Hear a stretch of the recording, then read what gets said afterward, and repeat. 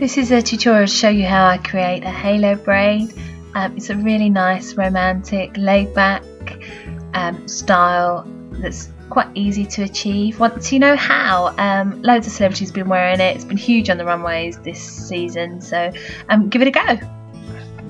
My hair is naturally wavy. To give this style the texture and the hold it needs, I've just brushed out the wave as I've dried it, so I'm left with this frizzy bigness.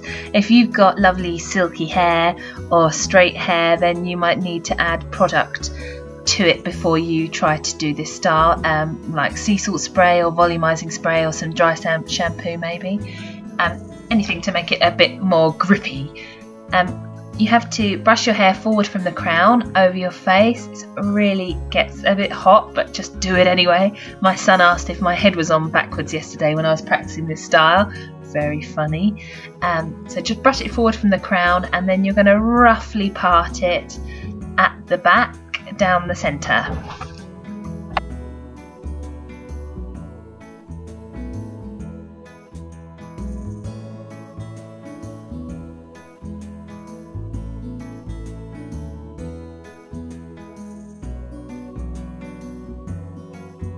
Now I'm going to start plaiting from my left hand side, and because, like I said, it does get a bit hot under all of your hair, I'm just going to tie the right hand side away.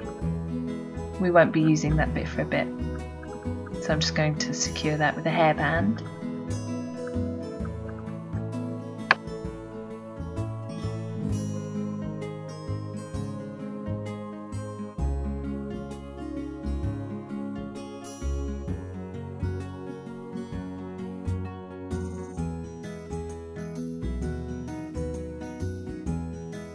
So start at the nape of your neck and split a small section of hair into three.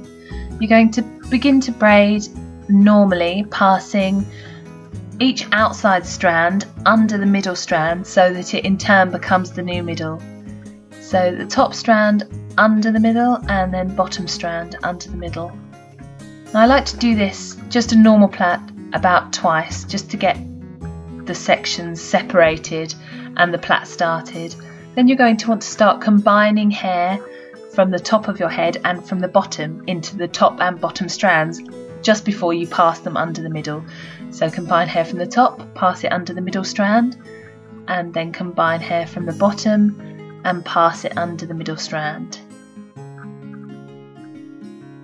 Pull it tight as you go, but don't worry about sectioning off really smart bits of hair. It doesn't have to be perfect. There can be lumps and bumps in it. Your hair can be wavy and sticking out all over the place. It really doesn't matter. Try to keep your plait or your braid around your hairline. You want to keep it away from the centre of your head. When I first started this, my plait would move diagonally from the nape of my neck up towards my forehead, which didn't look too great, but with practice you can place the braid where you want it. So you're just adding hair as you go along to each side section of hair before you pass it under the middle strand. If you feel more comfortable passing the hair over the middle strand to become the new middle strand, then you'll create a French braid and not a Dutch braid, and that looks equally as lovely. It's just what you're able to do with your fingers, how nimble your fingers are when you first start to braid.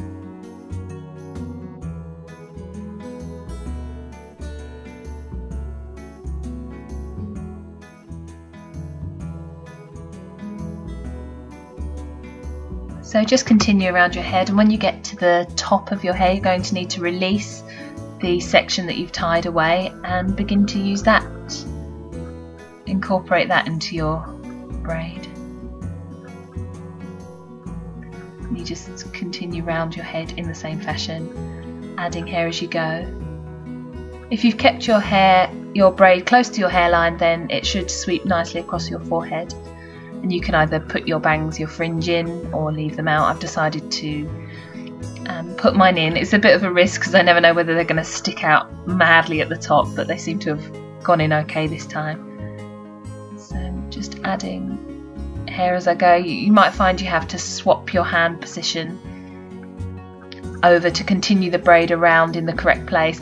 With the Dutch braid I find it's much easier, and you can keep your hands pretty much in the same position the whole way around your head. With the French braid I have to stop at about temple level and move my hands around to continue. Just when you've run out of hair to incorporate, just do a normal braid right down the length of your hair and tie it with a small elastic band. You're going to bring it around the back of your head